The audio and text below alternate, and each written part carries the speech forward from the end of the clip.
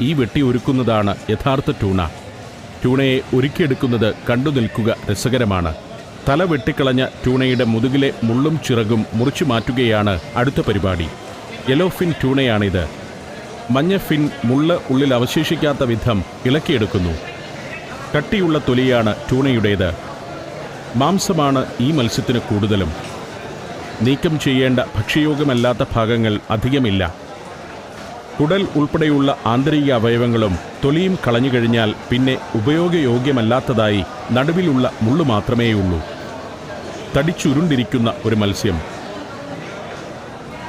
നമ്മുടെ നാട്ടിൽ ചൂര എന്ന് വിളിക്കുന്നത് ഇതിനെ തന്നെയാണ്. എങ്കിലും മാൽഡീവ്സിൽ ലഭിക്കുന്ന ട്യൂണയോളം രുചിയുള്ള ഇത്തരം മത്സ്യം ലോകത്ത് മറ്റെവിടെയും ഇല്ലെന്നാണ് പറയുക.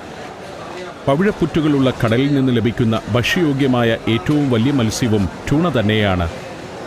എത്രയോ വർഷത്തെ കൈത്തഴക്കമാണ് ഈ ട്യൂണ വെട്ടിയൊരുക്കലിൽ കാണാനാവുന്നത്. ഒരു കഷ്ണം മാംസം പോലും കളയാതെ തൊലി മാത്രമായി പൊളിച്ചെടുക്കുന്നു. ട്യൂണ മത്സ്യം ലോകവ്യാപകമായി സ്വീകാര്യതയുള്ള